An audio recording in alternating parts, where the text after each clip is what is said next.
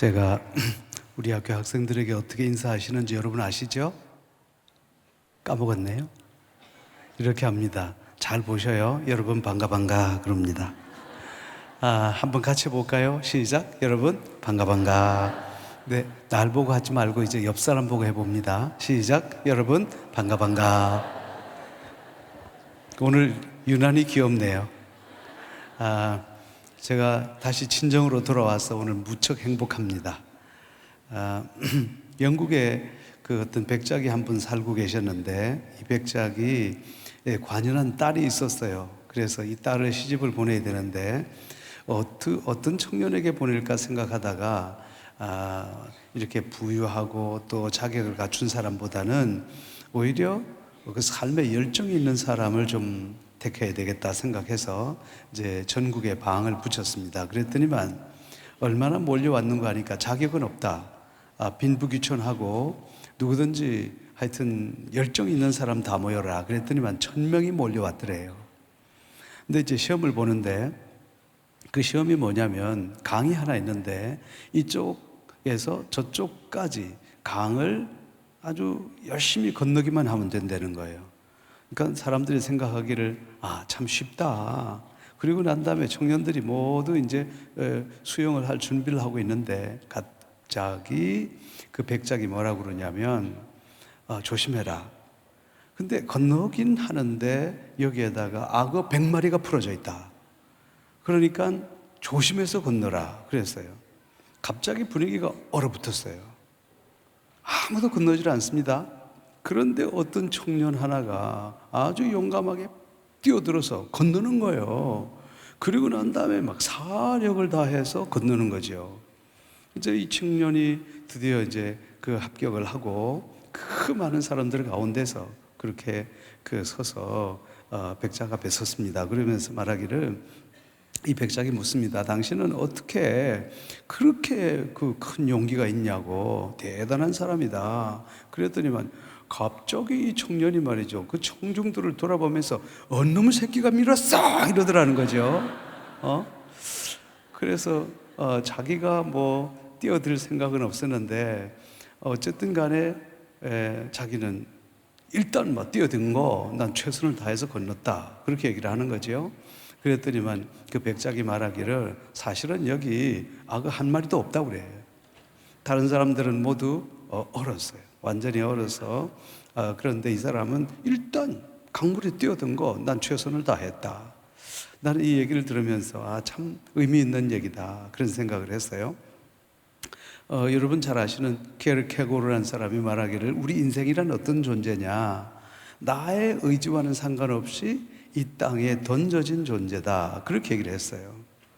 자, 근데 이것은 신앙적으로 볼 때는 좀 문제가 있는 얘기예요. 어차피 우리가 세상에 던져진 존재라면 하여튼 최선을 다해서 그렇게 우리의 삶을 살아야 되지 않겠어요? 이게 하나님께서 바라시는 그런 삶이다, 저는 그렇게 생각을 합니다. 여러분 아마 그 야베스라고 하는 그 우리 얘기를 성경 말씀에서 많이 하고 있는데, 저는 개인적으로 야베스를 굉장히 좋아합니다. 왜 그러냐면 그 야베스의 삶과 주의 삶이 좀 상당히 유사하다 그런 생각을 좀 많이 가졌어요.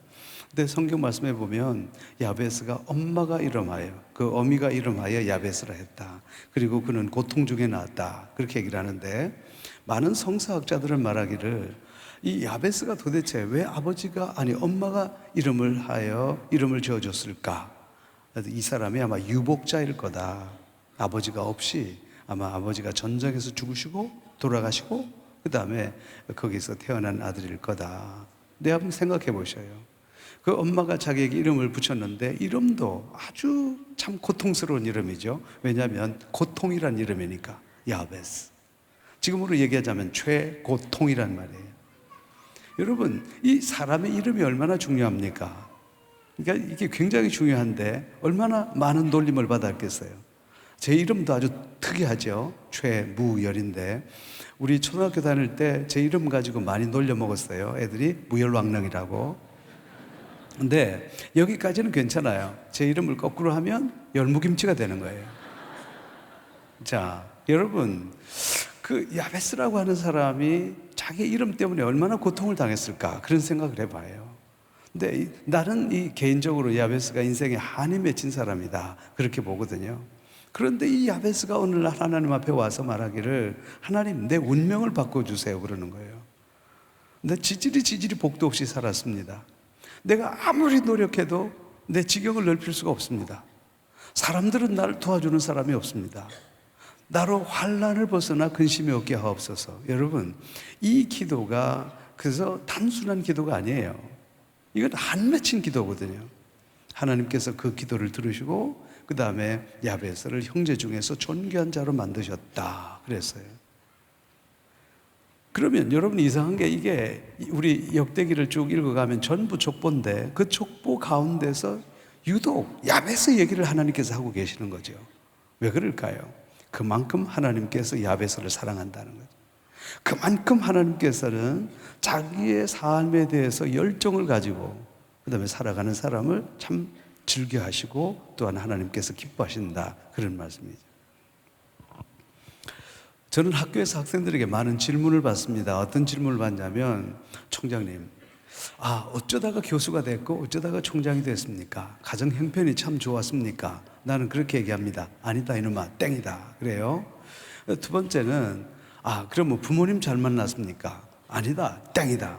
그럼 도대체 뭡니까? 나는 한마디로 말해서 이것은 전적으로 하나님의 은혜다 그렇게 얘기를 하죠. 이제 조금 제 과거를 좀 이렇게 얘기를 해서 안 되지만 사실은 제가 알고 보면 좀 과거가 있는 남자예요. 그런데 이게 과거가 있다 그러면 좀 이렇게 좀 야식꾸리한 그런 이상한 느낌을 가지고서 보는데 그런 게 아니고 나름대로 좀 슬픈 과거를 가지고 있는 사람이 저 자신입니다. 이제 할아버지 얘기를 조금 해야 되겠죠. 우리 할아버지가 그야말로 대부호였습니다. 그 지역에 있는 땅이 다 할아버지의 땅이었어요. 근데 우리 아버지와 그 다음에 우리 큰아버지의 차이가 11살 차이가 났어요. 근데 이 할아버지가 돌아가시면서 그 재산을 전부 큰아버지가 관리를 하게 됐는데 놀랍게도 이분이 노름하셔서 우리 아버지 목까지 싸그리 다 날려버린 거예요. 그리고 난 다음에 그 다음에 우리 아버지는 형님 밑에서 그렇게 크다가 그 다음에 어쩔 수 없이 완전하게 가난하게 되니까 나가서 그 어린 나이에 배를 타십니다. 그래서 배를 타셔서 열심히 그 일을 감당하셔서 그 다음에 통영과 부산 오가는 여객선에 그 다음에 기관사가 되는 거예요. 바로 그 당시에는 굉장히 출세를 한 거죠. 그래서 이제 결혼을 하게 되는데 이 청년이 상당히 이제 이 장래가 촉망하니까 거제도 가면 지세포라고 하는 데가 있어요. 그래서 우리 외할아버지가 그 초등학교 교장 선생님이셨어요. 그 교장 선생님의 딸인 우리 어머니하고 그렇게 결혼을 하게 되죠. 우리 아버지는 학교도 안 다니셨는데도 불구하고 워낙 똑똑하고 워낙 또 열심히 사시니까 이 청년 같으면 자신 있겠다 그렇게 생각해서 그렇게 결혼을 하셨던 것 같아요. 안타깝게도 결혼 1년 만에 아버지가 병이 드셨어요. 그 병이 뭐냐? 인간으로 볼 때 가장 무서운 병이라고 하는 한센시병 걸린 거예요. 나병에 걸린 거예요. 여러분 한번 생각해 보세요. 우리 아버지가 얼마나 고통스럽게 했는지. 기관사로서 든든하게 살아갈 수밖에 없는데 1년 만에 이렇게 됐으니 여러분 그 고통이란 말로 다 할 수 없을 거예요. 그래서 이제 자살을 기도합니다. 그런데 참 감사하게도 묘하게도 그 다음에 바로 그 순간에 하나님을 만나게 된 거예요. 그 하나님을 만나게 되면서 인생에 희망을 갖고 그리고 여러분 잘 아시다시피 한센 그 병 환자들이 모여 사는 그 집창촌에서 그렇게 살게 됩니다. 근데 말이 한센병이죠. 여러분 완전히 1960년대만 하더라도 거지 중에 싼 거지죠. 지금 제가 생각할 때도 우리 아버지가 그 다음에 얻어와서 그 다음에 구걸을 해서 우리를 먹여 살렸던 그런 것들이 생생하게 기억이 나죠. 자, 이런 가운데서 우리 아버지가 신앙을 갖게 되고 놀랍게도 형제 가운데 아무도 예수를 안 믿습니다. 아버지만 딱 예수를 믿게 된 거예요. 그 병으로 말미암아. 근데 놀랍게도 거기서 희망을 발견하고 그리고 인간적으로는 망가졌지만 완전히 새로운 사람이 됐어요. 그래서 이제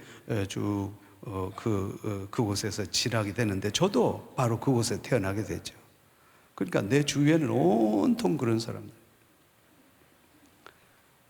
다행히 우리 어머니도 믿음을 갖게 되고, 그래서 이제 저는 그곳에서 자연스럽게 어릴 때부터 하나님을 알게 됐습니다. 우리 어머니께서 아주 독실하셨어요. 그래서 새벽 기도를 늘 가셨는데, 그 새벽 기도를 갈 때마다 꼭 저를 데리고 가는 거예요. 우리 형님도 있고 누나도 있는데, 왜냐하면 착하게 생겼잖아요. 그렇죠? 그래서 형님 안 가지, 누나 안 가. 그런데 나는 어릴 때부터 우리 어머니가 나를 새벽 기도 데리고 다니는 걸 너무 좋아하신 거예요. 가서 새벽 기도 가서 잠자고 또 와서 또 자고 뭐 그랬잖아요. 그래서 이제 문제가 하나 생긴 것은, 그 당시에 워낙 가정 형편이 어렵다 보니까 형님 초등학교도 못 갔어요. 누나도 초등학교를 못 갔어요. 그 다음에 제 차례가 된 거예요. 제가 초등학교를 가야 될 그때 나도 초등학교를 갈 수 없는 그런 위치가 된 거죠. 아버지께서 깊이 고민하십니다.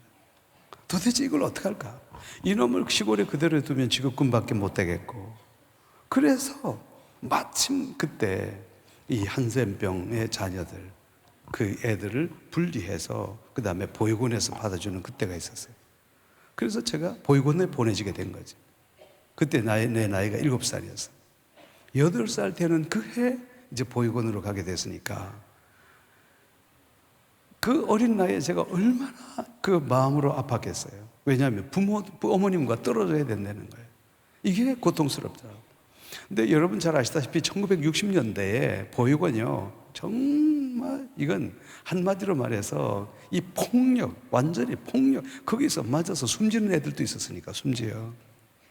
그 정도 폭력이 심한 거예요. 그래서 나는 아예 초등학교 1학년 때부터 완전히 매를 맞고 이제 살아가게 되는데, 그때 그 어머니의 사랑, 나를 이제 늘 새벽기도 나를 사랑하시고, 근데 그 어머니의 사랑을 견딜 수 없어. 너무너무 막 어머니가 보고 싶고, 어머니의 사랑이 그냥 내 마음속에 깊이 느껴져서 도대체 이 어머니를 어디 가면 만날 수 있을까 생각하다가 새벽기도에 다니던 어머니 생각해서 제가 그때부터 초등학교 다닐 때부터 새벽기도를 다녔어요. 그러니까 같이 있던 사람들이 정신병자라고 그러죠, 저보고. 응? 여러분, 그 당시에는 또 새벽기도 무식하게 새벽 4시 반에 했다니까요. 그럼 난 몇 시에 일어나야 됩니까? 4시에 일어나야 되잖아요. 그 다음에 초등학교 2학년짜리가. 그럼에도 불구하고 내 마음속에 새벽기도를 가야 되겠다, 엄마를 만나야 되겠다는 거예요. 그래서 이제 새벽기도를 갑니다. 그런데 우리 보육원은 산에 있고, 그 다음에 교회는 바닷가에 있어요. 상당히 멉니다. 바로 그때만 하더라도요, 여러분, 야생동물이 많았잖아요. 특히 그 여우, 정말 여우 밤에 무섭습니다. 왜냐하면 이게 여우 그 눈빛이 아주 무섭거든요. 이게 새벽기도 4시 반에 시작하면 5시에 끝나서 돌아오면요, 그 겨울 같으면 깜깜한데 이놈들이, 여우들이 내 뒤를 따라온다고 생각해 보세요. 얼마나 무섭겠나. 네 같으면 안 무섭겠나. 그래서 이제 그때는 또 새벽에서 배운 찬송, 교회에서 배운 찬송 부릅니다. 태산을 넘어 험곡에 가다. 올라가면 옷이 다 젖어버려요. 여러분, 얼마나 무서운지. 땀으로 다 젖어버려요. 엄마가 있으면 옷을 갈아입히겠지만 그런 게 어디 있어요. 또 가서 그걸 입은 채로 이불 속에 들어가서 밑에 들어가서 말르고 말려서 그 다음에 또 학교 가고. 그래서 너무 슬픈 거예요. 엄마가 없는 세상이라는 건 너무 슬픈 거예요. 나한테 미치도록 슬픈 거예요. 고통스러운 거예요. 그러다 보니까 내 성격이 우울해질 수밖에 없는 거예요. 항상 의기소침해지고. 그런데 저에게 희망이 찾아왔어요. 그게 바로 뭐냐면, 초등학교 4학년 때 제가 열심히 교회 학교를 다녔어요. 그런데 우리 교회 학교에 새로운 선생님이 한 분 오셨어요. 근데 이분이 군인 선생님인데 얼마나 설교를 재밌게 하냐면, 이분의 설교 무대가요, 여기서 여기까지 팡팡팡팡 뛰는 거야. 근데 전라도에서 오셨거든. 그런데 그 설교하시는 내용이 집사님인데 얼마나 재밌냐면, 그랬단께 완전히 넘어가는 거예요. 너무 재밌어. 너무 재밌어. 그런데 그 선생님께서 군인 선생님인데 저를 특히 좋아하셨어요. 그래서 그 당시에 얼마나 우리 보육원에 있으니까 먹고 싶은 게 많겠어요. 그다음에 찐빵도 사주시고 그러시더라고요. 그래서 저를 무척 이뻐하셨는데, 이분이 마지막에 제대를 하셨는데, 6학년 때 제대를 하셨는데, 그 제대를 하시면서 저를 부르더라고요. 그래서 부르면서 이제 나한테 선물을 하나 주시는데, 그 선물이 뭐냐면 성경책이에요. 그 성경책도 옛날 성경에 보면 여러분 쪽복음이라고 아시죠? 쪽복음. 지금 젊은 사람들이 고기를 끄떡끄떡 하는데 뭐 알긴 뭘 알아? 몰라요. 쪽복음이라고 해서 마태, 마가, 누가, 요한, 로마서, 마태, 마가, 누가, 요한, 시편, 요 딱 있는 거예요. 두 종류가 있었어요. 근데 그 선생님께서 로마서 우리가 함께 읽었던 말씀 있잖아요. 로마서 8장 29절, 30절 말씀에서 39절까지 빨갛게 줄을 쳐서 나보고 읽으라는 거예요. 모여라 읽어라 이거예요. 그래서 제가 그걸 읽었어요. 그런데 그 말씀에 쭉 읽는데 뭐라고 그러냐면, 읽고 난 다음에 이 선생님께서 말씀하시기를, 무열아, 이 세상의 모든 사람들이 바로 너의 껍데기를 보고 너를 평가할 거다. 네 부모가 누구냐? 네가 부유하냐 가난하냐, 네가 키가 크냐 작냐, 네가 어디서 자라났냐, 이걸 보고 평가할 거다. 사람들은 틀림없이 너를 보고 나중에 욕을 하고 널 우습게 볼 거다. 특별히 그 선생님은 내가 한센병 환자의 자녀인 줄 모르니까, 내가 보육원 출신이라는 것 때문에 사람들 늘 틀림없이 무시할 거다. 그런데 속지 마라. 절대 속지 마라. 너는 존귀한 사람이다. 이 얘기를 해주시는 거예요.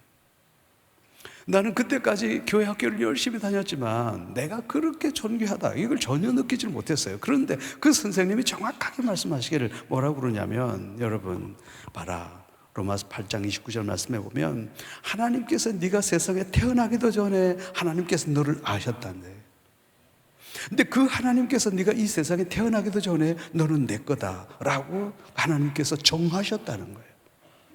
그 하나님께서 너를 이 세상으로 부르셨다는 거예요. 그 하나님께서, 너를 부르신 그 하나님께서 예수 그리스도의 피로 말미암아 너를 깨끗하게 했기 때문에 너는 의로운 사람이라는 거예요. 마지막으로 하시는 말씀이 뭐냐면, 그 하나님께서 너를 의롭게 하시고 의롭게 하신 그들을 영화롭게 했기 때문에 너는 영화로운 존재라는 거예요. 너는 죽을 때까지 이 말을 잊지 말라 그러는 거예요. 나는 그 선생님이 나를 사랑하신 것도 너무너무 감사하죠. 그런데 그 선생님이 마지막에 나에게 주신 그 말씀이 그 어린 나이에 내 가슴을 찌르는 거예요. 나는 한 번도 사람들이 나보고 존귀하다는 소리를 들어본 적이 없어요. 여러분 보세요. 어느 정도였냐면, 공부를 하다가 지우개 하나 없어졌어. 그러면 애들이 선생님에게 얘기하는 거예요. 선생님 지우개 없어졌어요. 그러면요, 선생님은 즉시 뭐냐면, 야, 똘마이 새끼들 전부 옥상으로 집합 이런다고. 똘마이가 누구냐면요, 보육원 애들이거든요. 그러면 위에서 구타를 합니다. 선생님께서 한참 때리고 있으면요, 그러면 선생님 나 지우개 찾았어요 이 상태니까 무조건 하고 보육원 애들 잘못됐다는 거예요. 무조건 보육원 애들은 도둑놈이라는 거예요. 얼마나 여러분 힘들겠어요, 내 삶이. 그런데 그 선생님의 생각은 전혀 달라. 너는 세상 사람들이 너를 보육원 애라고 얘기하지만 절대 말이야, 너는 가치 없다고 얘기하면 절대 믿지 마. 그 사람들은 너를 잘못 알고 평가하는 거야. 너 믿지 마 그러는 거예요. 너는 죽을 때까지 이 말씀을 간직해라는 거예요. 그래서 그때부터 제가 이 말씀이, 로마서 8장 29절 30절 말씀이 내 인생에 가장 좋아하는 말씀이 됐어. 이 말씀만 붙들고 사는 거예요.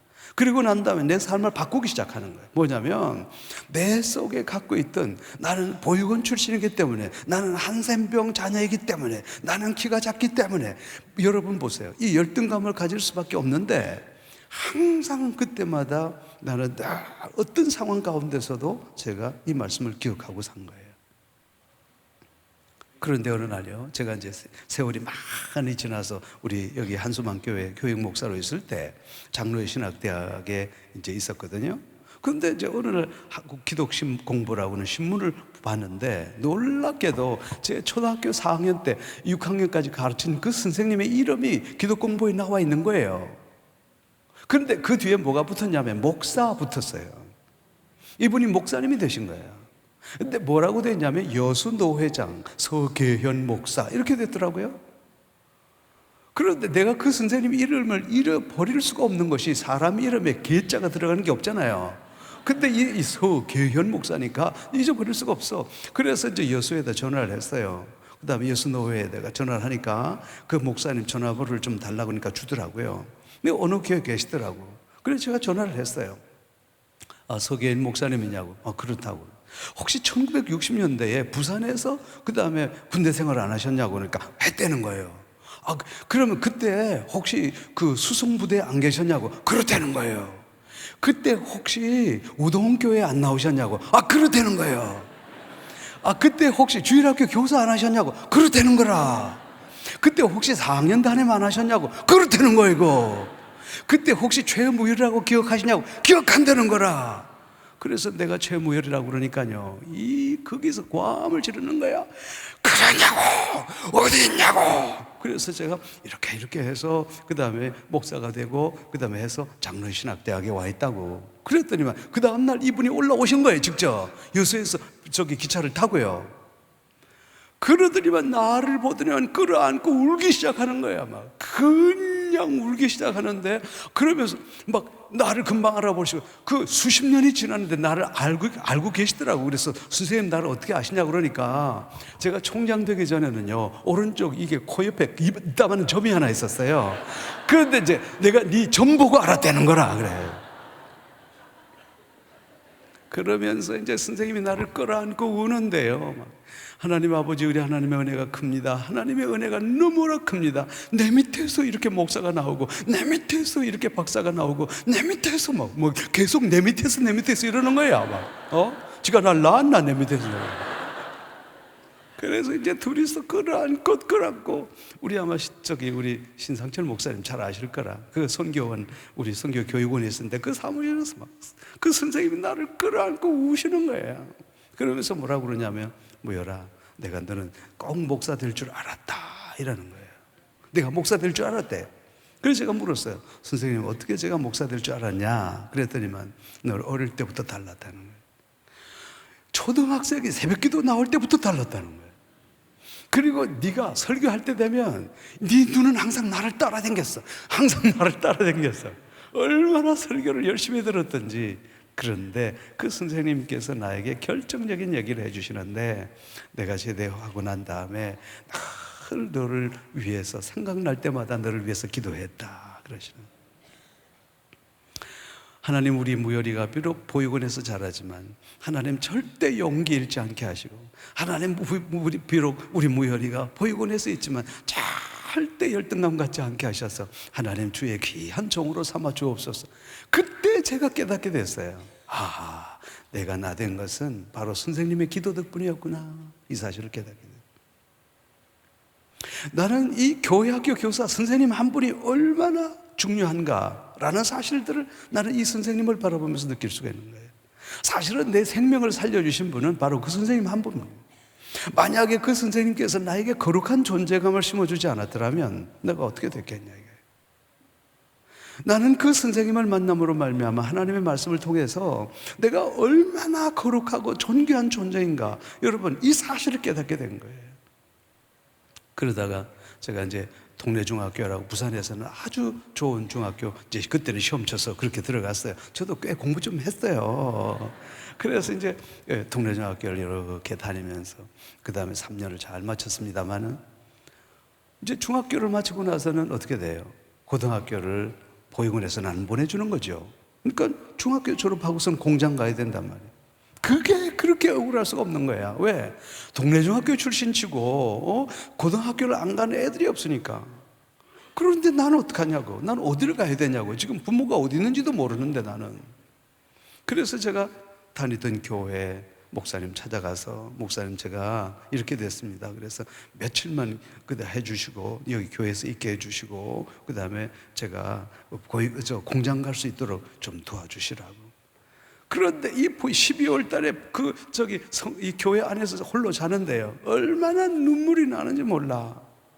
다른 애들 다 고등학교 갔는데 나는 보육원 출신이라는 이유 때문에 고등학교를 못 가는 거예요. 그게 너무 서러운 거예요. 며칠을 웁니다. 하나님, 나 고등학교 가고 싶은데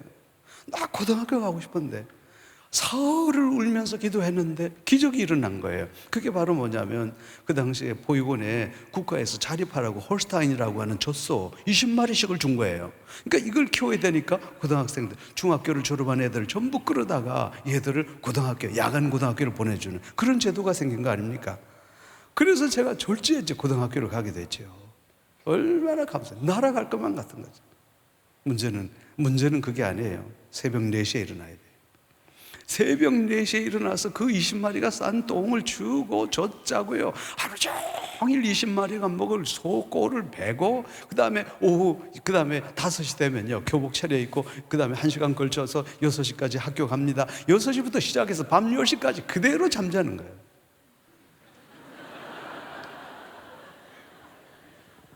왜냐하면 새벽 4시에 일어났으니까. 새벽 4시에 일어나서 하루 종일 도동하고요. 여러분, 딱 그런데 이게 뭐 잠을 안 잘 수가 없죠. 1년 그대로 잠을 잤죠. 그런데 그때 부산중학교, 동래중학교, 뭐 개성중학교, 경남중학교, 부산의 5대 중학교, 그 가정 형편이 너무 어려워서 야간 고등학교 애들 전부 모아서 그 다음에 얘들 특별반을 만들었어요. 대학 보내려고요. 제가 이제 당연히 특별반에 들어갔죠. 1년이 딱 끝났는데 선생님께서 부르시는 거야, 나를 어디로? 교무실로. 여러분, 그 당시에 제일 무서운 말이 무슨 말인지 아세요? 교무실로 와야.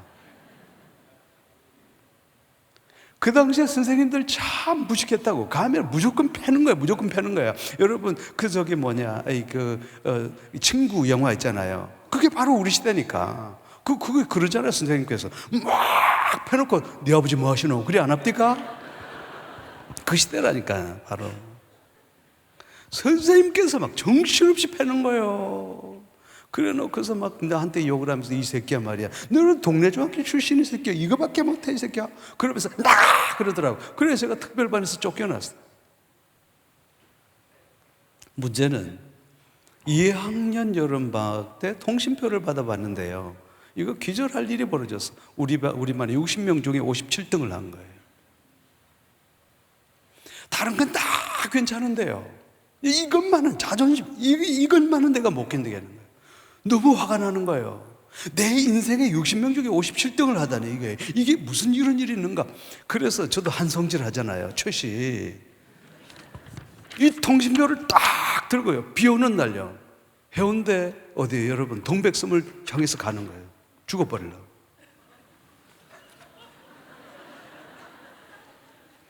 아무리 생각해도 내 인생에 희망이 없는 거예요. 아무리 생각해도 내 인생에 희망이란 이만큼도 없는 거예요.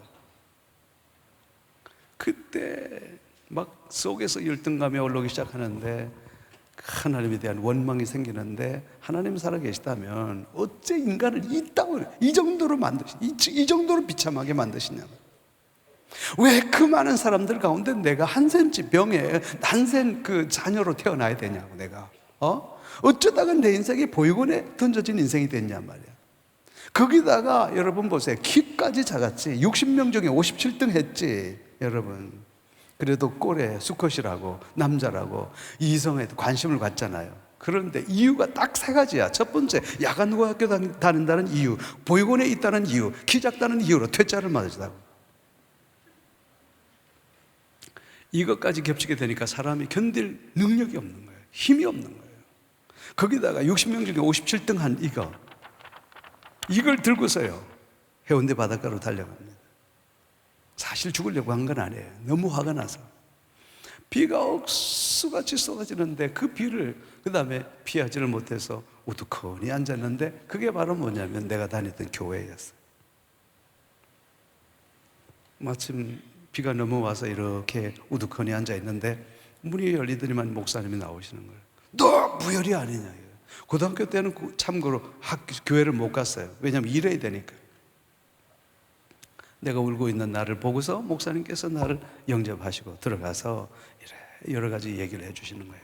무혈아, 너 보육원에 있지만 다시 교회 나오느라. 그래서 그 당시에 그 목사님의 권유로 다시 교회를 가게 된 거예요. 2개월 그 다음에 보육원에서 계속 이게 가다 보니까 나중에는 어떤 일이 생겼냐면, 내가 이제 도망칠 수밖에 없잖아요, 주일날 되면. 그래서 도망을 치다 보니까 나중에 원장님께서 그걸 아시고서 막 그날 밤에 막 폭력을 가하는데 막 정신없이 맞았어. 너 이 새끼 교회 갈 거야? 그러면 나는 이제는 안 돼. 난 주님 없으면 안 돼. 그래서 교회 갈 겁니다. 그러니까 이 새끼가 하면서 막 때리기 시작하는데 나중에 뭐 그냥 매로 때리다가 안 되니까 막 손으로 때리고 그러더니 나가 이 새끼야! 우리 집에서 나가! 그래서 제가 쫓겨났어요. 보육원에서. 이제 또 갈 데가 없는 거예요. 그래서 내가 갈 데 없으면 어디 가게 해요? 봤어? 나는 갈 데가 없으면 교회 가는 사람이에요. 마침 그때 우리 교회에서 부흥회를 했어요. 그때 이 부흥회도 참 무식하게 했어요. 왜냐하면요, 월화수목금 했다니까. 그리고 그것도 새벽 4시 반에 하고요, 그 다음에 10시에 하고요, 오후 2시에 하고 7시에 하고요. 이걸 월화수목금 했다고요. 이 정도 하면요, 오사마 빈 라덴도 예수 믿겠던데. 푹푹푹푹 삶는 거요. 그런데 정말로 이 박성범 목사님이라고 그 당시에 유명한 목사님인데 그분이 오셔서 이제 이 부흥회를 인도하시는데 그야말로 마지막 날에 막 성령이 임하셨는데, 내가 마지막 날에 우리 목사님께서 뭐라고 그러시냐면, 오늘 저녁에 성령님께서 역사하실 거니까 여러분께서 정말 열정을 가지고 그 다음에 자기의 아픈 문제를 주님께 가져가라. 나는 바로 그 순간 야베스가 돼버린 거예요. 내가 너무 원통해서, 내 인생이 너무 원통해서, 너무 아파서, 너무 고통스러워서, 인간이라면 어떻게 이렇게 비참하게 이렇게 될 수가 있을까? 하나님 나를 버리신 거냐고. 거기에서 그날 저녁에 제가 야베스가 돼버린 거예요. 하나님 내 운명 바꿔달라고, 내 더러운 운명 좀 바꿔달라고. 내가 아무리 노력해도 이것을 내 울타리를 벗어날 수도 없다면, 난 지질이 복도 없는 사람이라 하나님 내 운명 좀 바꿔달라고 막 울부짖는데, 여러분, 내 프랑스도 안 가보고 독일도 안 가봤는데 뭐가 터졌어. 막 방언이 터졌는데, 방언도 희한한 방언이야. 대굴대굴 굴르는 방언이야. 막 그냥 우리 장로님이 오셔서 그냥 놀래가지고, 얘 뭐야, 정신 차려, 얘가 왜 이러냐고 막 이러는 거야. 그때 이제 박성범 목사님이 뭐라고 그러시냐면, 가만 놔두라고. 오늘 성령께서 오셔서 이 젊은이의 마음을 만져주신다는 거예요. 치유해 주신다는 거예요. 고쳐주신다는 거예요. 가만 놔두라. 2시간 동안에 막 큰 은혜를 받아서 그냥 이 기도 속에 이제 빠졌어. 다른 사람 다 집에 갔죠? 나는 갈 집이 없죠? 혼자 남았죠? 밤 12시가 됐습니다. 그런데 제가 이제 그 당시에 참 즐겨 부르던 찬송이 있었는데, 그 찬송이 뭐냐면, 내 갈 길 멀고 밤은 깊은데 빛 대신 주. 조용히 찬송하고 있는 거예요. 진짜 나는 내가 어떻게 살아야 될지를 모르겠어요. 내가 도대체 어떻게 살아야 생존할 수 있을지를 모르겠어요. 그래서 이제 조용히 내 갈 길 멀고 밤은 깊은데 빛 대신 주, 저 번향 집을 향해 가는 길 비추소서 하고 있는데요, 신비한 것을 경험해요. 제가 목사로서 거짓말을 할 리가 없고, 내가 총장으로서 거짓말을 할 리가 없고, 내가 갑자기 목소리로, 어린애가 고등학교 2학년짜리가 찬양을 하는데, 이게 어린애, 3살짜리 어린애 목소리로 변하는 거예요. 근데 분명히 한국말로 하고 있는데 이게 방 찬송으로 변하는 거예요. 그런데 갑자기 이 교회 뚜껑이 빵 하고 열리는 것 같은 거예요. 근데 누군가가 내 찬송을 끄집어 올라가는 것 같아. 2km, 3km, 4km, 5km. 그것이, 그 신령한 찬송이 2시간, 3시간 막 계속되는 거예요. 그때 제 마음속에 뭐였냐면, 하나님 살아계시구나. 우리가 알지 못하는 신령한 영적인 세계가 있구나. 그런데 거기까지 괜찮은데 2시간 자고 새벽 기도를 마쳤는데 갑자기 이 가슴 속에서 기쁨이 터져 나오는데요, 이게 감당을 못 하겠는 거예요. 그러면서 찬송이 터져 나오는데, 얼마나 찬송이 강력하게 터져 나오냐면, 그때부터 2달, 석 달 계속해서 한 번도 안 쉬고 내 입에서 찬송이 터져 나오는 거예요. 그리고 어제 보던 사람들도 어제 사람들이 아니에요. 나무도 어제 나무들이 아니야. 강물도 어제 세상 천지가 달라진 거예요. 완전히 달라졌어요. 아니, 하나님의 은혜를 경험하고 난 다음에 이럴 수가 있을까? 너무도 놀라운 거예요. 주위에 있던 애들이 놀랍니다. 그러더니만 계속 찬송을 하니까 이 친구들이 나한테 별명을 하나 붙여주는데 죄 또라이 그렇게 붙여주더라고요. 맛이 갔다 이거예요. 그리고 난 다음에 그때부터는 제가 교회 주일날 하루도 빠지지 않고 이제 다니기 시작하는데 그때부터 들려오는 하나님의 말씀이 정말 놀라운 거예요. 근데 그때 나에게 또 새롭게 나에게 다가오는 그 말씀이 뭐냐면 시편 139편이었어요. 시편 139 제가 읽어볼게요. 시편 139편 13절에 18절인데요. 주께서 내 내장을 지으시며 나의 모태에서 나를 만드셨나이다. 내가 주께 감사하면 나를 지으시며 심히 기묘하심이라. 주께서 하시는 일이 기이함을 내 영혼이 잘 아나이다. 내가 은밀한 데서 지음을 받고 땅의 깊은 곳에서 기이하게 지음을 받은 때에 나의 형체가 주의 앞에 숨겨지지 못하였나이다. 내 형질이 이루어지기 전에 주의 눈이 보셨으며 나를 위하여 정한 날이 하루도 되기 전에 주의 책에 다 기록이 되었나이다. 그때부터 나는 그냥 그 말씀에 꽂힌 거예요. 이게 목사님이 말씀을 전하시는데 이게 목사님의 말씀이 아니라 하나님의 말씀인데 특별히 그때 내 마음을 감동시킨 게 뭐냐면 바로 이 말씀이에요. 뭐라고 그러냐면 주께서 내 내장을 지으셨다는 거라. 주께서 내 내장을 지으시고 우리 엄마 모태에 있을 때에 주님의 손으로 나를 만드셨다는 거예요. 그런데 이게 나를 만드심이 얼마나 대단하냐면 신묘막, 옛날 성경 말씀해 보니까 신묘막측하심이라고 그랬어요. 그런데 오늘 성경에 보면 심히 기묘하다는 거예요. 근데 이 그 말씀 다음에 뭐가 나오냐면 내 형질이 이루기 전에, 내가 인간의 몸을 입기도 전에 주님의 눈이 나를 보고 계셨고 나를 위하여 정한 날이 되기도 전에, 내가 이 세상에 태어나기도 전에 내 이름이 하늘나라에 주님의 생명책에 기록이 되어 있다는 사실이에요. 나는 이 말씀을 보고서 너무 놀라요. 이럴 수가. 그러면서 나는 내가 잃어버렸던 거룩한 존재감을 다시 회복하기 시작하는 거예요. 이 말씀이 나를 강타했어요. 우리 아까 서기현 선생님께서 주신 로마서에 있는 말씀, 바로 그 말씀을 통해서 내 인생의 어떤 그 기초를 닦았다고 하면 고등학교 2학년 때 시편 139편의 말씀이 내 인생을 완전히 바꿔. 그때부터 내 가슴 속에 있는 열등감이 사라지기 시작하는 거예요. 여러분 얼마나 고통스러운지 모르겠어요. 여러분 내가 나 환자의 자녀라는 사실들이 그렇게 부끄럽고 이거 내놓기도 싫고 이것처럼 부끄러운 게 없었어. 내가 보육원에서 자랐다는 거 이게 그렇게 부끄러울 수가 없어. 내가 야간고등학교 다닌다는 거 이게 그렇게 부끄러울 수가 없었어. 내가 키가 작다고 하는 이게 그렇게 부끄러울 수가 없는 거예요. 그런데 하나님의 말씀이 내 속에 임하고 내가 하나님의 말씀이, 그 하나님께서 나로 하여금 하나님께서 내가 존귀하다는 것을 깨우쳐 주시고 말씀을 통해서 깨우쳐 주셨을 때 나는 더 이상 열등감의 노예가 될 이유가 없었던 거예요.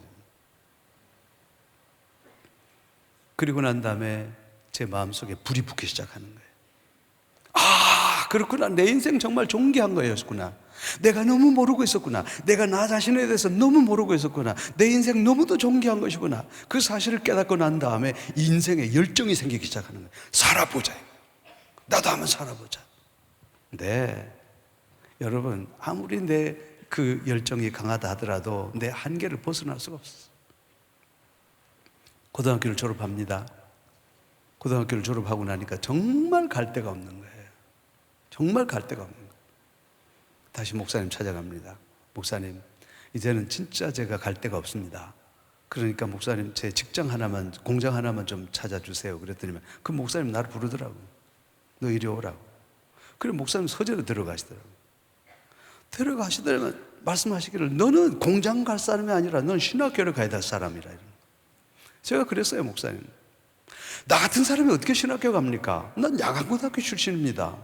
나 같은 사람이 어떻게, 이런 사람이 어떻게 신학교를 갑니까? 안 됩니다. 그랬더니만 목사님이 너는 신학교 가야 될 사람 증거를 보여줄게. 그러면서 노트를 한 권 들고 오시는 거예요. 노트를. 이게 웬 노트인가 하니까 내가 은혜 받고 난 다음에 그때부터 말씀을 기록하기 시작했어요. 계속. 그리고 이제 대학 노트에 이만큼 기록했어. 그런데 어느 날 이 노트가 없어진 거예요. 근데 알고 봤더니만 이 목사님이 뚱쳐간 거예요. 그 노트를 딱 내놓더니만 이게 증거다. 내가 네 노트를 봤는데, 돌아다니길래 내가 주워놨는데, 응? 고등학생이 어떻게 이렇게 아주 논리적으로 말씀을 잘 증거하냐, 잘 쓰냐, 너한테는 말씀의 은사가 있다, 그러니까 날 따라와. 그러더니만 목사님께서 저를 신학교를 데려가는 거예요. 그런데 제가 어떻게 학비를 어떻게 됩니까? 학비를 댈 수가 없죠. 그래서 목사님께서 저를 그 다음에 교회 사찰로 삼아 주시더라고요. 낮에는 일을 하고 밤에는 또 학교에 돌아와서 교회 청소하고 종치고, 제일 힘든 게 뭔지 아십니까? 새벽 종치는 거예요. 진짜 힘들더라고요. 그러면 목사님이 좋으셔서 그 다음에 대신 정도 쳐주시고, 어떨 때는 잠자게 놔두시고, 하여튼 그렇게 했어요. 근데 제가 인생에 정말 놀라운 것은 하나님께서 제 마음속에 막 비전을 허락해 주시는 거예요. 어떤 비전을 주시냐면 정말 내 인생은 존귀하다, 그래서 내 인생에 대해서 준비해야 되겠다, 그런 생각을 갖게 됐어요. 그 갖게 된 동기가 뭐냐면, 제가 군대 이제 가게 된 거예요. 군대 가게 되는데 저기 논산훈련소에 있는데요, 거기서 이제 얼마 남지 않았는데 갑자기 육군 중령이 나오더니만 여기서 음대 출신들 전부 나와 그러더라고요. 그리고 음대 애들 다 갔어요. 근데 갑자기 여기서 성가대 지휘한 놈들 나와 그러는 거예요. 나는 어릴 때부터 보육원에서 성가대 지휘했던 사람이거든. 이거 하나 자신 있거든. 그래서 이제 나갔어. 아닌 게 아니라 이 사람들이 어디로 빠졌냐면 육군본부 합창단으로 빠진 거예요. 제가 육군본부 합창단에 빠졌는데, 합창단 조교로 빠졌는데, 거기 가니까 세상이 달라 보이는 거야. 왜냐하면 그 잘 나가는 사람은 거기 다 모여 있더라고. 소위 말해서 서울대, 연대, 고대 할 거 없이 막 음대 애들 다 들어와 있는 거예요. 근데 나하고 맺지만, 나는 그 다음에 음대 졸업 안 했는데도 성가대 지휘했다는 이유로 육군본부로 갔는데, 거기서 내가 세상을 바라보게 된 거예요. 아하, 이거 준비하지만 안 돼. 준비하지 않으면 안 되겠다. 내 인생에 대해서 준비하지 않으면 되겠다. 그리고 난 다음에 제대하고 난 이후에 저는 무섭게 그 하나님의 주신 비전을 따라서 그렇게 이제 가기 시작했죠. 뒤늦게 또 대학을 공부하고, 그 다음에 영국 건너가서 영국에서 제가 이제 어디까지 했냐면 그 생선장사까지 했어요. 주위에 많은 목사님들이 저보고 그랬어요. 야, 말이지, 너 이 사람이 말이지, 지금 목사가 여기 와서, 영국에 와서 생선장사까지 하냐고. 나는 못할 게 없잖아요. 왜냐하면 하나님께서 나보고 준비하라고 그랬으니까, 끊임없이 준비하라고 그랬으니까. 그래서 이제 생선장사를 다 하고, 그 다음에 이제 오자마자 제가 영국에서 처음으로 온 곳이 바로 장로의 신학대학교예요. 그리고 그때 한수만교회에 제가 교육 목사로 있게 된 거예요. 한수만교회에 있으니까 한수만교회 어떤 친구가 하나 그 영국으로 갔단 말이에요. 갔다 와서 뭐라 그러냐면, 목사님이 영국에서 되게 유명하대요. 그래서 뭐가 유명하대요? 그러니까 목사님이 영국에서 생선장사 했다면서요. 그러는 거야. 그래, 했다 어찌할래? 내가 그랬어요. 그런데 영국에서 속담이 하나 생겼더랍니다. 어떤 속담이냐? 네가 어려워도 채무열이보다 더 어렵냐? 채무열이도 생선장사 하면서 박사하게 했다, 이러더라는 거예요. 몰랐지롱. 아이고,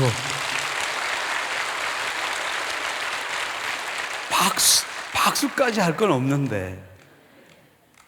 그러면서 뭐라는 줄 압니까? 네가 영어를 못해도 채무열이보다 못하냐? 그런데 채무열이도 가서 박사하게 했다, 이러더라는 거라. 그 얘기는 좀 하지 말지 그래. 왜냐하면요, 무섭게 공부했습니다. 저는 실력이 중학교 실력밖에 없잖아요. 제대로 공부한 건 영어는 중학교밖에 없잖아요. 고등학교 잠잤죠? 그 다음에 대학, 그게 영어입니까? 영어는 내가 36살이라는 나이에 영국 가서 처음 했어요.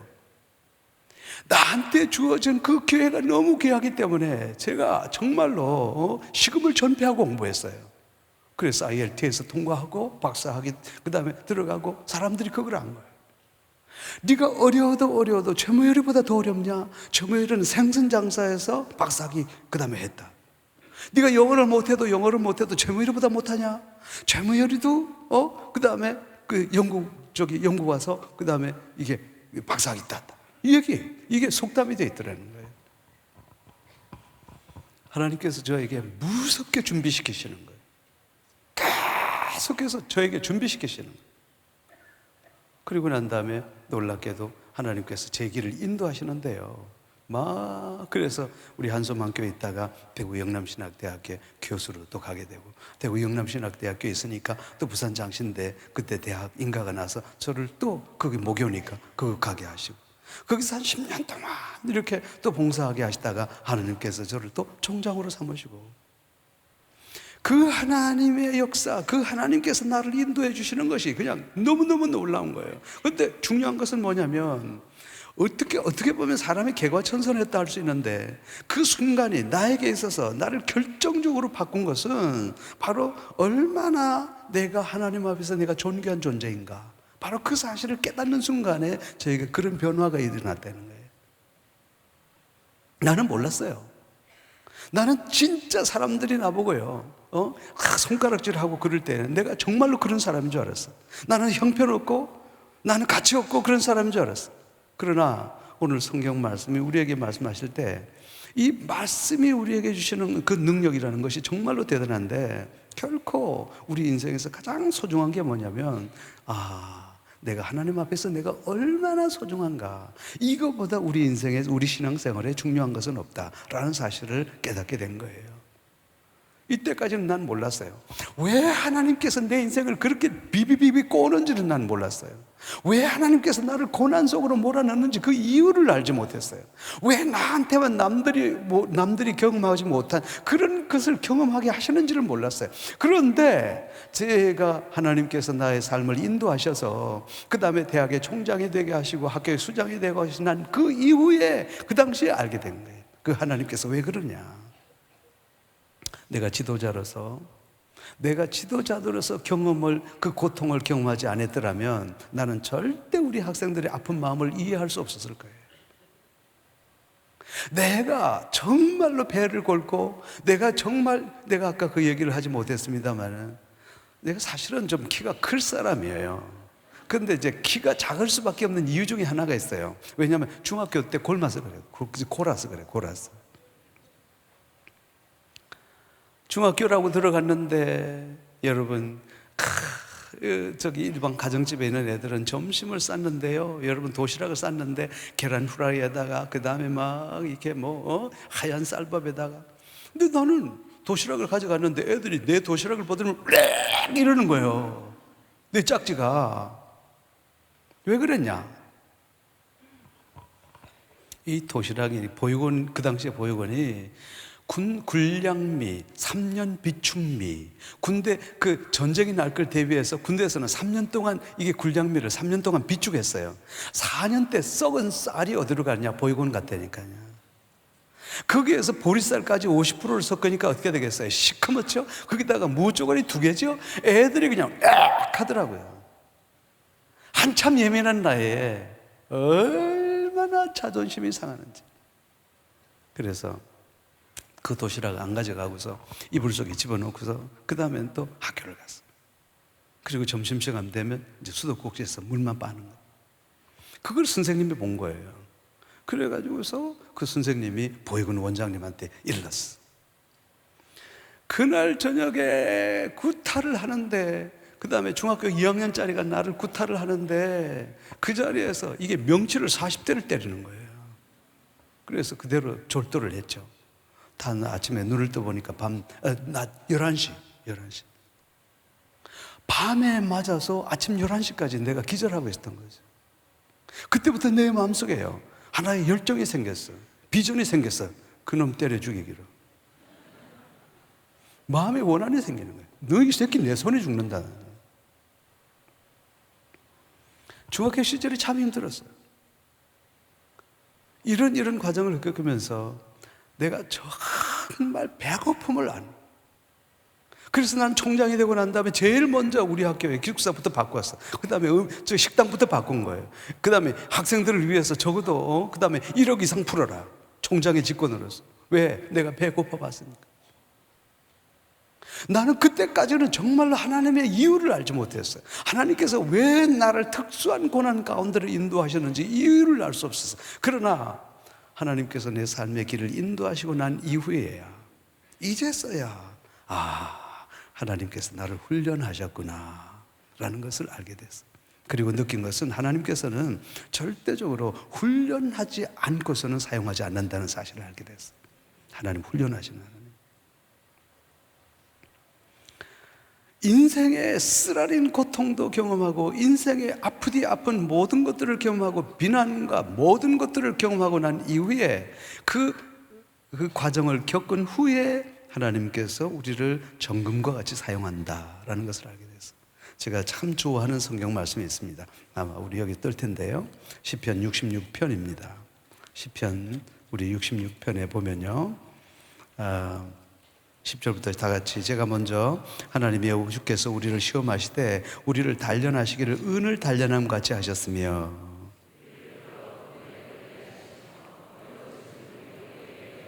사람들이 우리 머리를 타고 가게 하셨나이다. 우리가 불과 물을 통과하였더니 주께서 우리를 끌어내사 풍부한 곳에 들이셨나이다.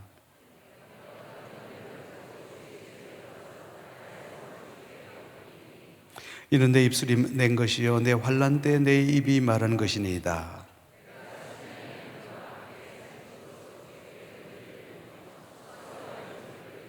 이 말씀 보셔요. 하나님이여 주께서 우리를 단련하시되 우리를 시험하시되 우리를 단련하시기를 은을 단련함과 같이 하셨으며 어떻게 은을 어떻게 단련하는데요?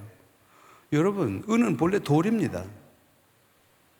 돌을 어디에 집어넣습니까? 용광로 속에 집어넣어요. 뜨거운 불 속에서 여러분 보세요. 은 성분과 그 다음에 돌 성분이 분리됩니다.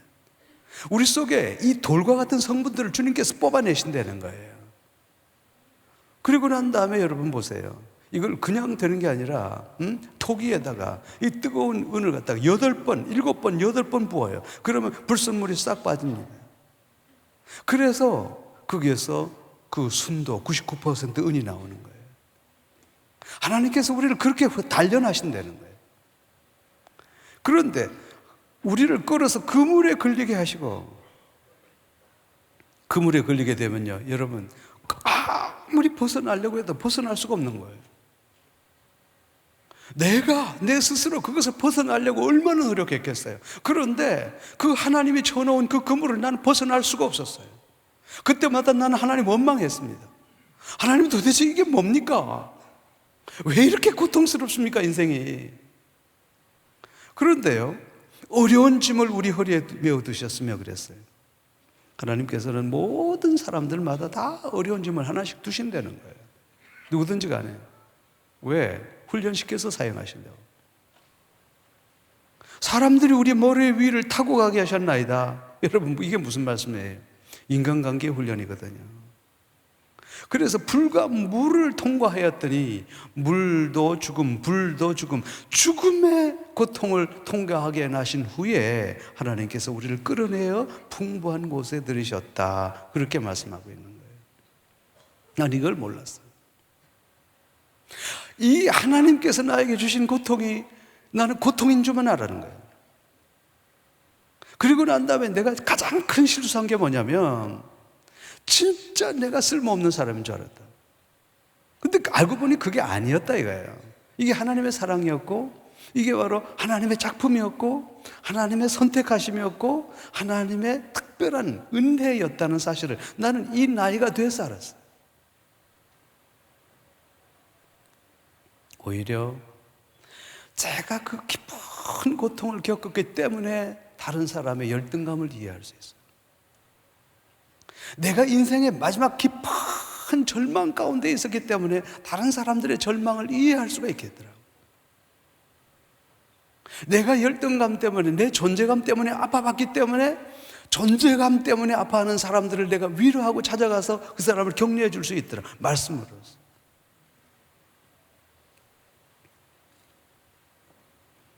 그래서 우리 이 거룩한 존재감의 회복이야말로 우리 인생의 가장 중요한 하나의 그 미천이다. 이렇게 볼 수가 있어요.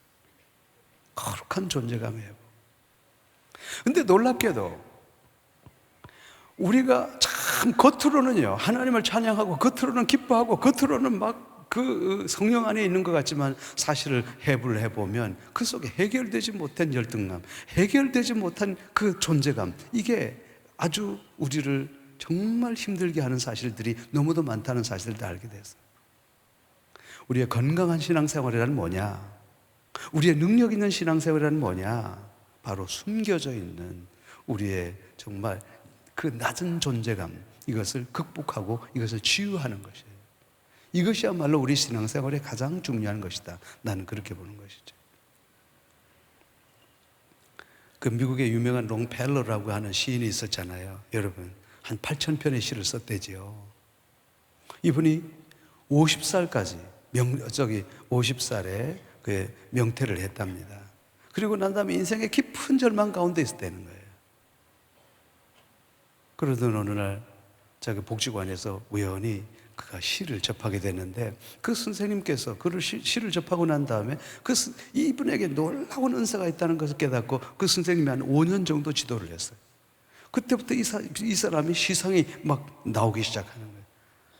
엄청난 시를 썼습니다. 롱펠러라고 하는 사람이 98세에 그 다음에 세상을 떠났다고 그럽니다.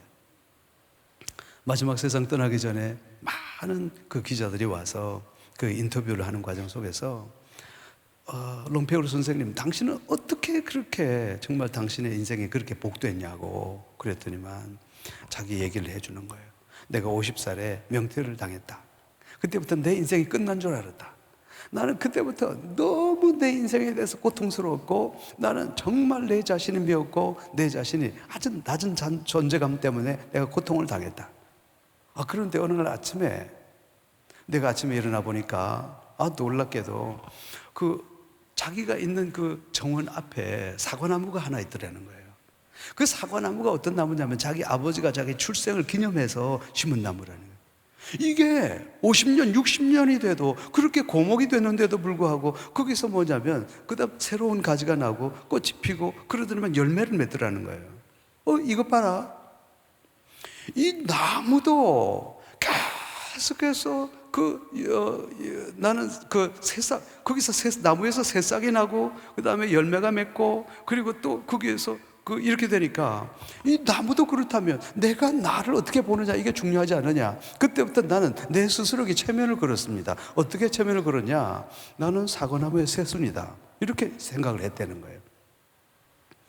자기가 자기 스스로를 나는 사과나무의 새순이라고 생각하는 그 순간에 놀라운 변화가 일어나더라는 거예요. 그게 바로 뭐냐면 알지 못했던 자기의 존재감이 살아나기 시작하더라는 거예요. 그래서 나는 평생 내가 지금까지도 계속해서 나는 나를 무엇이라고 생각했냐면 나는 사과나무의 새순이다 라고 생각했다는 거예요. 그럴 때마다 내 속에서 새로운 능력이 나타나더라는 거죠. 감사하게도 저는 2번의 사건을 통해서 제가 초등학교 4학년 때, 초등학교 6학년 때 그 선생님을 통해서 내가 어떠한 존재인가를 깨닫게 된 거예요.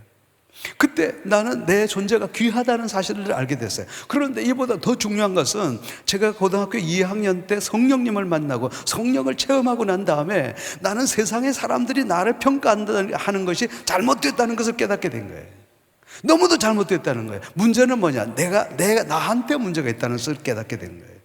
그리고 나는 마음을 바꾸기 시작하는 거예요. 나는 거룩한 존재다. 나는 참으로 거룩한 존재다. 내가 거룩하다는 사실을 깨닫고 내 존재가 하나님 앞에서 얼마나 존귀하다는 사실을 깨닫고 난 그 이후에부터 내 삶이 완전히 달라지기 시작한 거예요. 그 속에 비전이 생기는 거예요. 살아야 되겠다는 용기가 생기는 거예요. 그리고 하나님을 위해서 이제는 내가 열심히 살아야 되겠다는 생각이 드는 거예요. 그리고 그 거룩한 존재감을 회복하는 그 순간으로부터 내 인생은 완전히 다른 인생을 향해서 가고 있더라는 사실이에요. 여러분, 이제 서서히 말씀을 마쳐야 될 그런 시간이 왔습니다. 제가 긴 시간은 아니지만 제가 인생을 살아오면서 느낀 것은 정말로 제가 하나님을 알게 되고 그 하나님과의 관계 속에서 성경이 말씀하신 것과 같이 내가 참 하나님 앞에서 존귀하다, 거룩한 존재라는 것을 깨닫는 그 순간, 이것이 정말 하나님께서 기뻐하시고 또 이것이야말로 우리 인생에서 가장 소중한 그런 것들이 아닌가, 그렇게 생각을 해봅니다. 이제 마지막으로 제가 말씀을 하나 이제 조금 이렇게 있었던 얘기를 하나 좀 이렇게 들려드리겠습니다. 제 얘기는 아니고, 미국의 이제 뉴욕 프레스비테리안 처치라고 해서요. 지금은 아니에요. 상당히 오래 전에, 한 20년 전에 뉴욕 장로교회라고 하는 교회, 성령이 임하셔서 아주 막 교회가 크게 부흥하게 된 거예요. 이 교회가 하도 잘 되고, 이 교회가 소문이 나니까 그 뉴욕 그 시장님께서 그 교회를 한번 꼭 다녀가 보고 싶다, 그렇게 연락을 온 거예요. 그래서 목사님께서 전화를 받았어. 그런 전화를 받은 거예요. 목사님이 흥분을 했어요. 와, 우리 뉴욕 시장님이 우리 교회로 오신다는데. 그래서 성도들에게 이제 안내를 한 거예요. 다음 주일날, 그 다음에 뉴욕 시장님께서 우리 교회로 오시니까 여러분께서 오셔서 마음 준비하고 오시라고. 모든 성도들이 시장님이 오신다니까 얼마나 막 좋겠어요. 또 그래서 기대를 하고 있겠어요. 드디어 다음 주일에 왔어요. 목사님이 설교를 하려고 딱 왔는데 진짜 시장님 와 계신 거예요. 근데 시장님 옆에 어떤 권사님이 한 분 앉아 계셨는데, 그 권사님의 별명이 뭐냐면 주책 권사님이에요. 왜 주책 권사냐?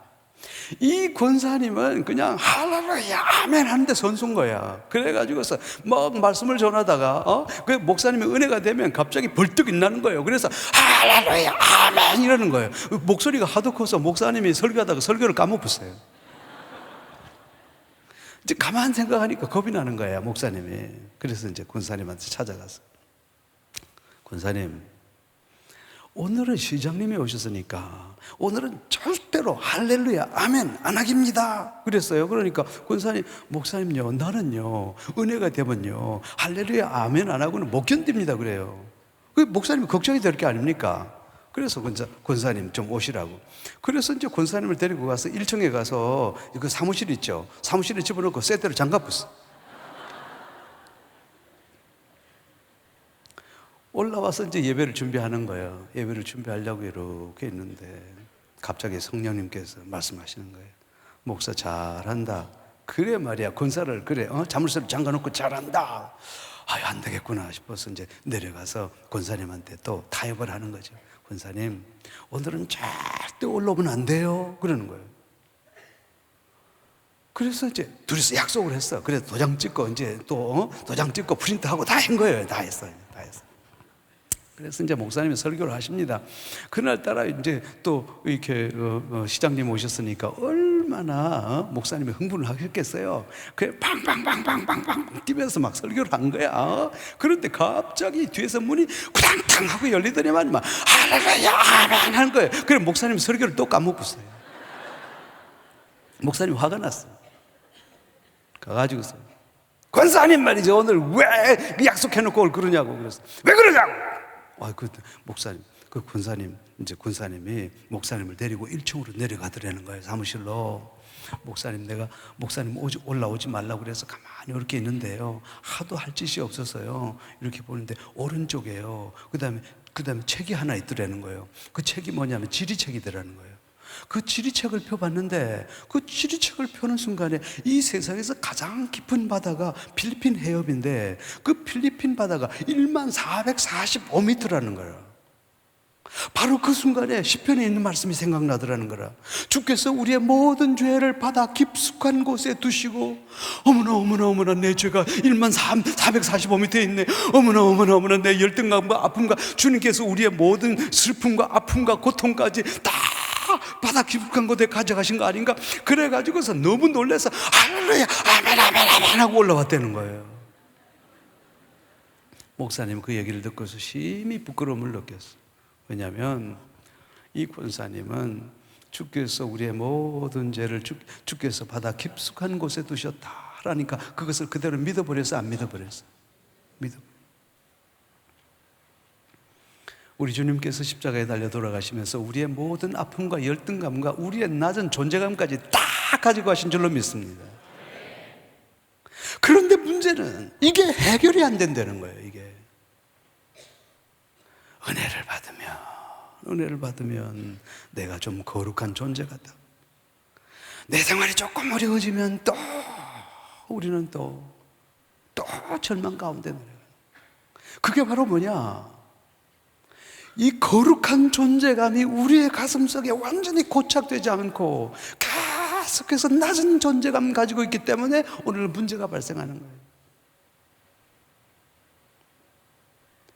그리고서 또 이런 강의를 듣고 이런 설교를 들으면 내가 좀 존귀한 사람인 것 같다. 그렇게 딱 되면 다음날 아침에 일어납니다. 그리고서 서울에서 제일 가까운 곳이 어디요? 인천까지 가는 거야. 그래서 모터보트 빌려. 그래가지고 어디까지 가느냐? 필리핀까지 간다니까. 필리핀까지 내려서 그 다음에 1만 445m 내려서 또 낚시질 한다니까. 옆 사람 보고 얘기합시다. 그 다음에 낚시질 하지 마요. 참 아프더라고요, 여러분. 참 아파. 그게 뭐냐면요, 내가 다른 사람부터 인정받지 못하고 내가 스스로 정말 나는 쓸모가 없는가 보다, 나는 가치가 없는 사람이라 그런 생각이 나를 점령하고 있을 때는 그건 바로 지옥입니다. 그러나 우리가 하나님께서 우리에게 주시는 말씀 따라 오늘 우리 서계현 선생님이 나에게 주신 너무도 귀한 말씀이에요. 내가 이 세상에 우연히 온 것 같아도 절대로 우연히 온 게 아니에요. 하나님께서 나를 보내신 거예요. 그 선생님은 나에게 정확하게 말씀해 주셨어요. 우열아, 속지 말아라. 이 세상에 그 어떤 사람이 너에게 말하더라도 너는 절대 속지 말아라. 너는 무덤에 들어갈 때까지 속지 말아라. 절대로 이 말씀을 기억해라. 하나님께서는 네가 이 세상에 태어나기도 전에 하나님께서 너를 아셨다. 네가 이 세상에 태어나기도 전에 하나님께서 너는 내 거다라고 정했고, 그 하나님께서 우리를 세상으로 부르셨고, 그 하나님께서 예수의 피로 말미암아 우리를 의롭게 했고, 그 하나님께서 우리를 영화롭게 했기 때문에 너는 영화로운 존재라는 거예요. 나는 이 말씀을 지금까지 붙들고 살 거예요. 나는 내가 무덤에 들어갈 때까지 이 말씀 붙들고 살 거예요. 나는 더 이상 누가 나보고 너는 나병 환자의 자식이라고 그래도 난 부끄럽지 않아요. 왜? 나는 나니까요. 이 세상에 그 어떤 사람 보고 나보고 손가락질을 하더라도 너는 보육원 출신이기 때문에 나는 그 말 믿지 않습니다. 나는 거룩한 존재이기 때문에요. 여러분, 이 거룩한 존재감을 발견하고 난 이후에 하나님은 내 삶을 축복해 주시는 거예요. 그리고 그 하나님의 방식대로 인도해 주시는 거예요. 여러분, 놀랍게 인도해 주시는 거예요. 아무쪼록 여러분, 우리가 늘 아는 말씀이지만 그러나 다시 한번 우리가 로마서에 있는 말씀들을 다시 기억해 주시기를 원합니다. 하나님께서는요, 여러분들이 이 세상에 태어나기도 전에 여러분들을 아셨습니다. 그 하나님께서는요, 여러분들이 이 세상에 오기도 전에 하나님께서 너는 내 거다라고 말씀하셨습니다. 그 하나님께서 여러분을 이곳으로 보내셨습니다. 그 하나님께서 예수 그리스도의 피로 말미암아 우리를 의롭게 하셨습니다. 그리고 마지막에 뭐라고 말씀하십니까? 내가 너를 영화롭게 했다고 그랬어요. 그래서 사도 바울은 뭐라고 그럽니까? 내가 이 사실을 깨닫고 난 후에 누가 우리를 그리스도의 사랑에서 끌어내요? 도대체 누가 우리를 정죄하리요? 그 다음에 누가 우리를 그리스도의 사랑에서 끊을 수 있으리요? 라고 사도 바울은 얘기하는 거예요. 우리를 그리스도의 사랑에서 우리를 끊을 사람은 아무도 없습니다. 거룩한 존재감이 회복되는 은혜스러운 그런 밤이 되기를 원합니다. 기도하겠습니다. 하나님 아버지, 감사합니다. 하나님께서 우리를 의롭게 부르시고 하나님께서 우리를 영화롭게 하셨지만, 그러나 우리는 사실 이 사실을 알면서도 계속적으로 우리는 참으로 이것을 부인하면서 지금까지 살아왔습니다. 하나님 아버지, 정말 우리가 오늘 하나님께서 주신 이 로마서에 있는 말씀들을 기억하게 하시고, 내가 얼마나 존귀하고 내가 얼마나 값있고 내가 세상에 하나밖에 없는 존귀한 백성이라는 사실들을 깊이 깨닫고 우리가 건강한 신앙생활을 할 수 있도록 주께서 도와주시기를 원합니다. 그로 말미암아 정말 우리가 이 문제를 해결하고 이 문제를, 이 아픈 그 과거로부터 탈피함으로 말미암아 건강한 우리의 존재감을, 그리고 거룩한 존재감을 회복함으로 말미암아 저희들이 정말 하나님의 손에 붙들려 기쁨으로 이 세상 살아갈 수 있도록, 그리고 열정을 가지고 세상 살아갈 수 있도록 역사하여 주시옵소서. 우리 주 예수 그리스도 이름으로 기도드리옵나이다. 아멘.